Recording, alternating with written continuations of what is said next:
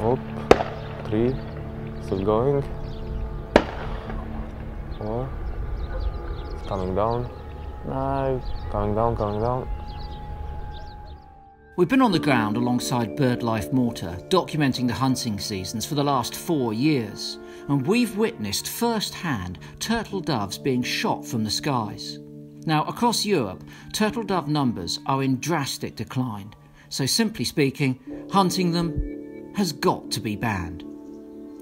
We were invited to the European Commission in March by Anja Heijskamp, a Dutch MEP, to make the case for an outright hunting ban in Malta.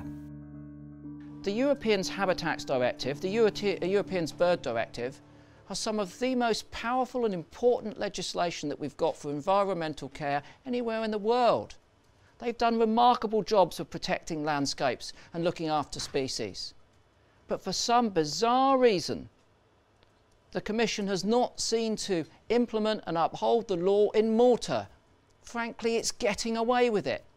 And because I don't have to adhere to some of the levels of diplomacy that you do, I can say the reason for that is corruption within the Maltese government. Please, ladies and gentlemen, exercise your duty and your responsibility to look after our future. This cannot continue over there. We most certainly will not stop here in the European Parliament until our birds all over Europe are protected in the way they deserve. Thank you.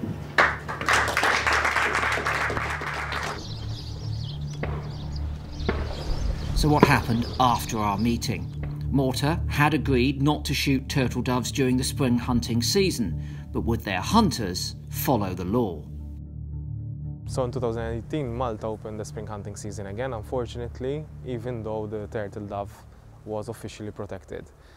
There was a moratorium which has been in place since 2017. However, in 2018, the spring hunting season, which was supposedly only for quail, opened during the period when turtle doves migrate, which is like the second half of April. We complained to the Maltese government, and we actually suggested for the government not to open the season during this period, because obviously most of the Maltese hunters are still keen to catch the declining turtle dove. And in fact, that's what happened. The season went ahead, it opened during the last 2 weeks of April, and as a result, unfortunately, quite a lot of turtle doves were killed, which we were able to document thanks to also our volunteers who were out during our Spring Watch camp, and we are able to relay this situation to the European Commission. Further on this year, there was also a big international development on the protection of turtle dove, which is the Species Action Plan, which has now been finalized and launched. And the European Commission also was of the opinion that all EU member states should actually stop the hunting of turtle dove in autumn. And in this case, unfortunately, Malta is one of several countries that are not abiding by this moratorium, and actually during the moment we have an open hunting season for the turtle dove. In 2018, unfortunately, we've also seen a spike in illegal hunting, and we're anticipating that actually is going to be the worst season since 2012. We received a total of 26 birds that were confirmed shot by the government veterinarian, and that averages out to about 1 shot bird per day of the autumn hunting season. And prior to that, even prior to the autumn hunting season opening up, we had a flock of storks which came unexpectedly in the middle of August, about 18 storks that we had arriving here. They got lost. They were here for about a week and a half, and all of them got killed. I received a phone call from a member of the public. He was a cyclist, and he told me that he'd just seen 4 big white birds shot down in Dingley. The cyclist actually managed to get the footage on his GoPro camera. So I went to meet him. Within 5 minutes, I was with him. He took me to where he'd seen the bird shots. There was a white stork lying in one of the fields. It was dead. Unfortunately, but moments before, there was another white stork that was on the wall, but the hunter, he'd actually taken this white stork away. But there was still one lying in the field, and because of trespassing laws in Malta, I couldn't just go and get the bird, I had to call the police. So me and the cyclist, we stood there for a good 2 hours maybe, waiting for the police to arrive to pick up this bird. I was also joined by my colleague Nicholas Barbara, who actually put it out on Twitter that the response from the police was so slow. The police finally arrived and we managed to get this white stork.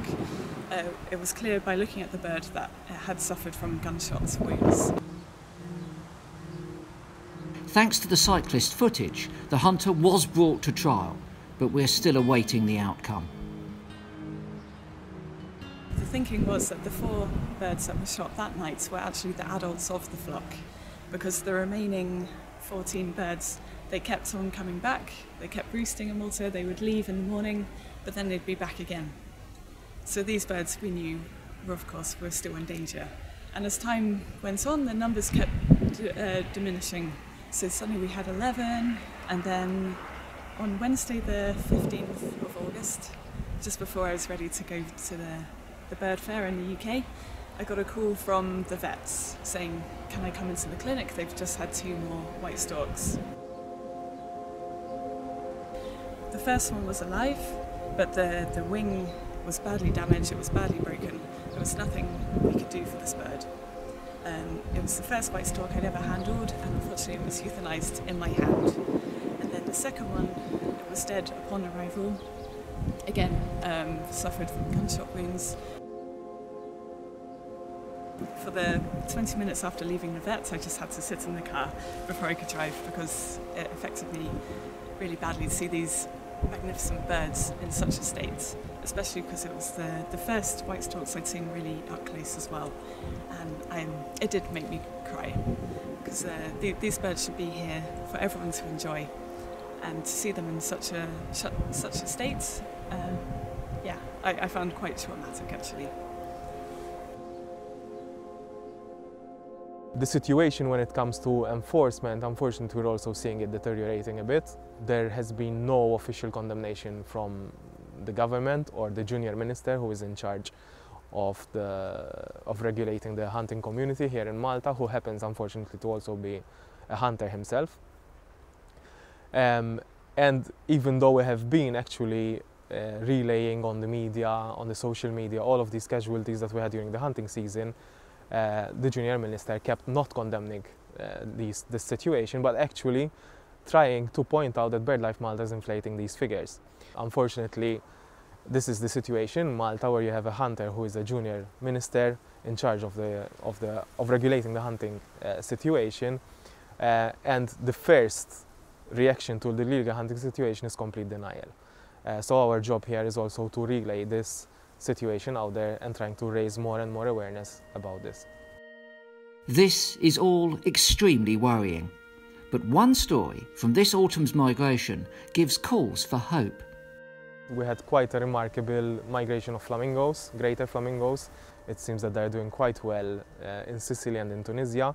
So as a result, we get quite a lot of movements of these birds, quite a number of huge flocks. And as a result, we also have some of the weak juveniles that get up stranded on some of our beaches. So we've had situations where flamingos actually land in the middle of summer during a very busy period when the beaches are full of people.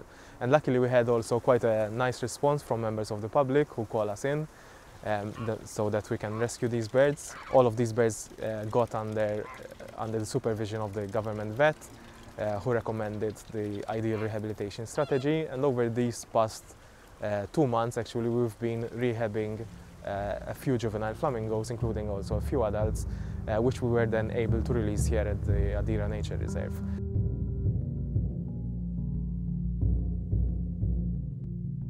They were 14 at their maximum, so some of them left already, and we expect them to also stay over here and feed in the reserve. However, we were quite surprised by the remarkable response by the public. In fact, we had also quite a lot of requests to open up the nature reserve, and so far we had 4 open days with thousands of visitors coming over with their kids to enjoy the spectacle. These images show that Malta could be a paradise for birds, and the tourism it could draw would also bring in so much to the economy. We're going to continue to campaign for the hunters who illegally shoot birds to be brought to justice, but it doesn't end there. If we truly want to guarantee the safety of all of the birds in Malta, then the hunting seasons must be banned for good.